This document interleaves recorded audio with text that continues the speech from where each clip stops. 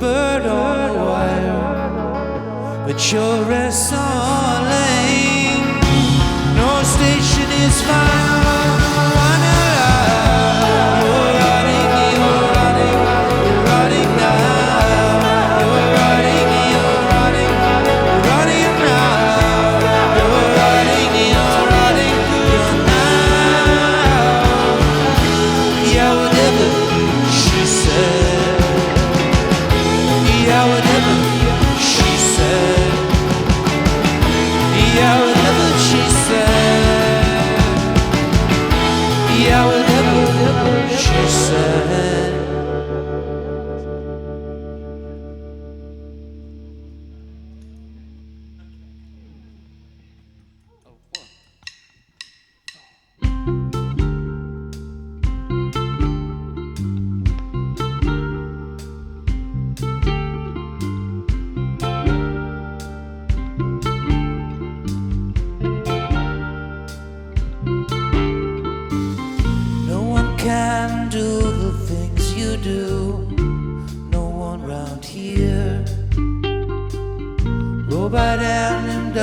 mysterious voodoo.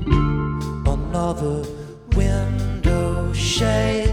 See people being undivided. You open your window pane, let into your little garden.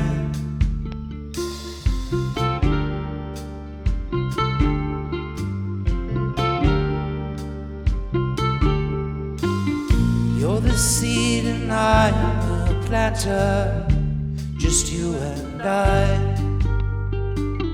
Roll through poppies and oleander. Another window shade. See people being undivided. You open your window pane, let into your little garden.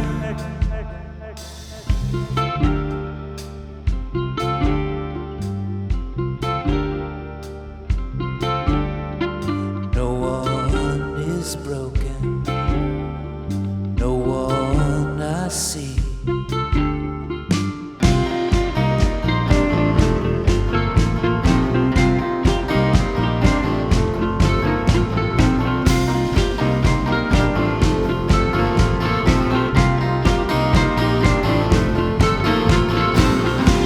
When the Falcon settles me, and I'm no alright. If your good looks could settle me, then I know I'm right.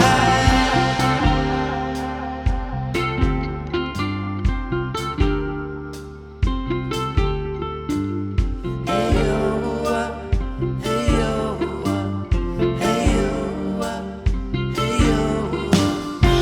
When the Falcon settles me, then I know I'm right.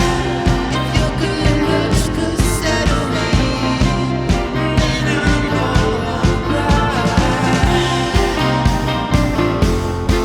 Could it be so right? Then I know I'm right.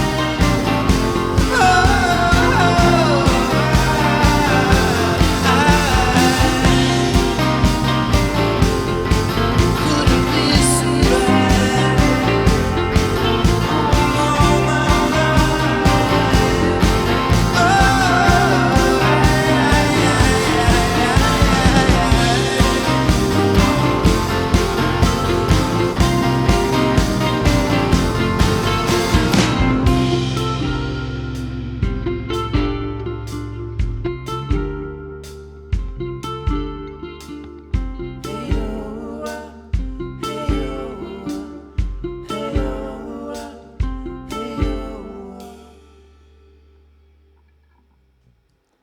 You're listening to Rogue Wave live on KEXP at Noise Pop. How you doing over there, Zach? It'd be a shame if you can't hear that beautiful voice like I can. I know we got in the last couple seconds it came in. I was Okay. like, oh, okay. I could hear it. As long as you guys are. I'll suffer.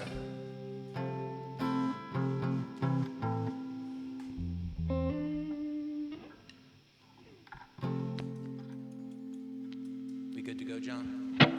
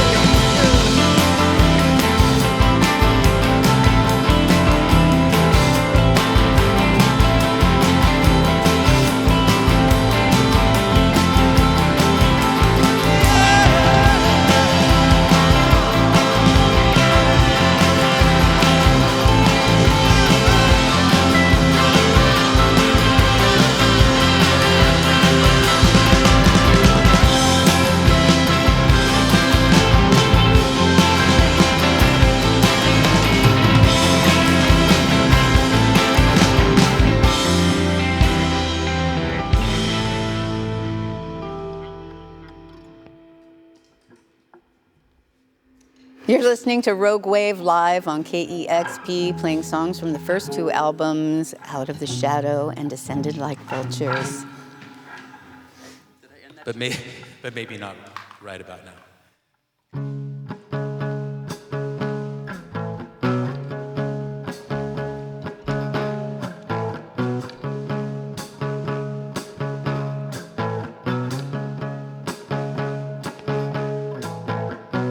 I can really reach you. I don't know why. When you talk, it's like daggers. Sticks in my mind. Made the carbon copies, and X marks the spot. The keys in your pocket change is all that you've got.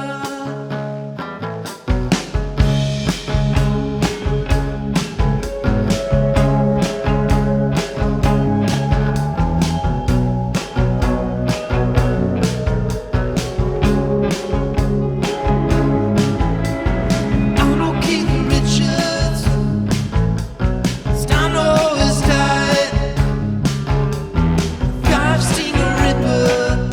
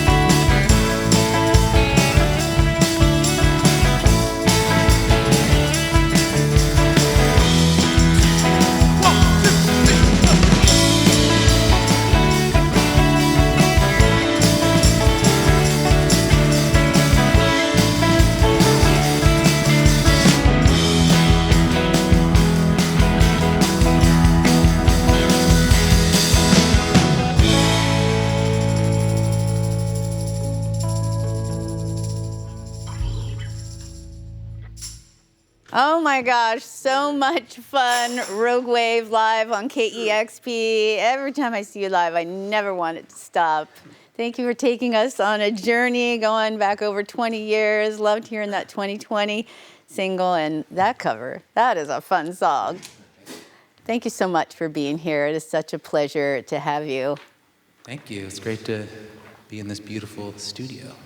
It is. We love being here at 25th Street Recording. It's so fun to be in Oakland. There's just so much great music in this area, going back decades, and just new music coming out every day. It's fun to put a spotlight on it, and we're just so pleased to have you here today. And we're excited to have been on this journey over 20 years. I've been listening to and loving Rogue Wave music for decades now, and it is so exciting and great news to hear that your first two records are being reissued on Sub Pop. They were released on that label, respectively, 2004 and 2005. And I hear there's going to be some fun little surprises. What are some of the little additions you're gonna give people? Well, there's lots of bonus stuff on both the reissues. There's going to be a lot of fun kind of stuff that we found out from the past, some demos, some unreleased songs.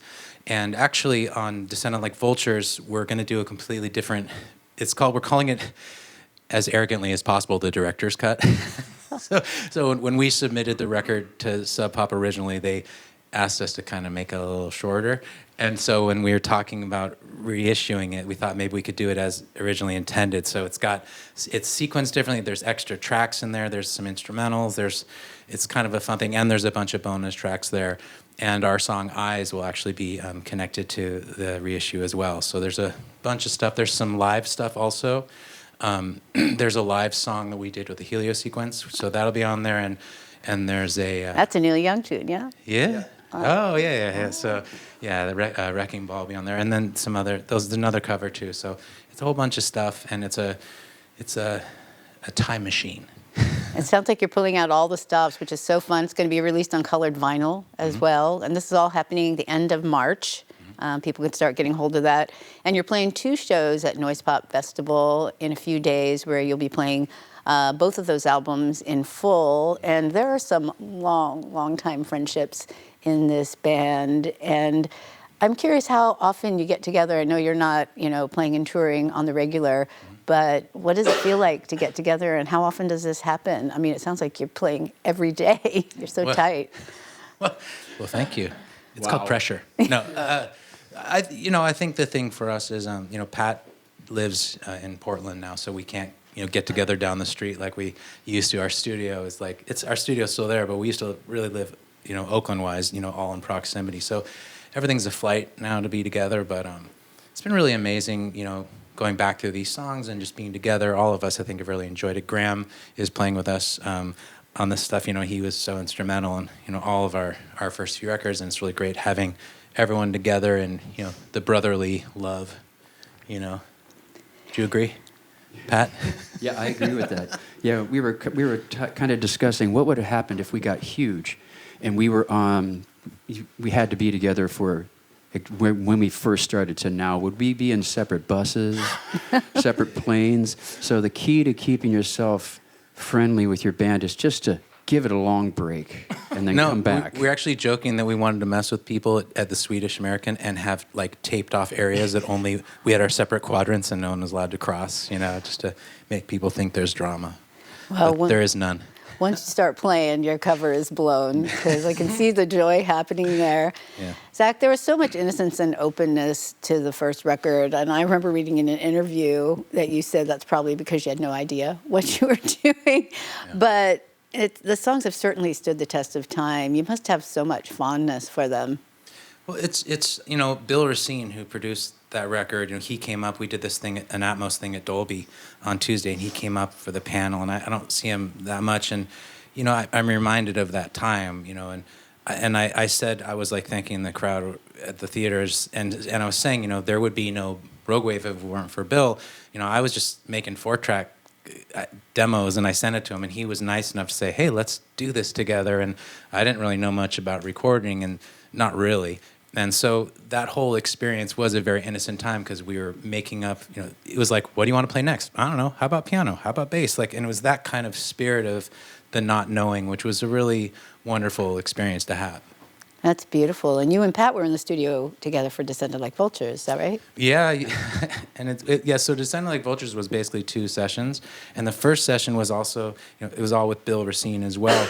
But Pat and I didn't know each other really that well, and we went out to Tarbox Studios, which is where the Flaming Lips, it's Dave Fridman's studio, Mercury Rev, all those great bands, and you can hear it in the music. The first song we ever did together, I think, was the song 10 to 1, and you can kind of hear it's such a stark difference between Out of the Shadow and then this crazy Wurlitzer drum song, and we were just, you can hear the excitement and the wide-eyed, feeling of being together, getting to know each other and care about each other and care about, experimenting in the studio and like thinking what we could possibly try next, Well, your last full-length album, Delusions of Grand Fur, came out about 10 years ago, and you and Pat recorded that here at a studio in Oakland. And I remember that you said that you had enough songs for a double album, so I'm wondering when we're going to hear that other album. Well, it's funny because while we were making that record, we were also concurrently doing that 80s covers record, and we really did them. We kind of thought we were going to release them on the same day, and we ended up not doing that. And so it's kind of funny because we felt like we were making, at the time, I was like, how many songs have we done? Like, it was a little crazy, and I think deadlines are important. We weren't really adhering to that. We're just recording because it was our own studio. But yeah, we have, we have albums worth of material, So, and being together makes me want to kind of dig into that and make new songs, because I'm always writing. It's hard to get together, but we want to be able to spend time together, and we want to be able to make more music, Well, I hope you find the space and time to do that. I'm always hoping for more music from Rogue Wave. You sound amazing together. It's so great to see all of you. I ran into someone the other day here that was at that Dolby session that you were playing the albums and was so excited and said, I got to meet them. And what's it been like for people to hear about these reissues? Have the fans been really excited? Have you been able to connect with people? Yeah, it's really amazing. I mean, I will acknowledge I'm terrible with social media. I'll be like, oh, I have to check the thing. And then someone will be like, come to Brazil. I'll be like, okay, I would love to.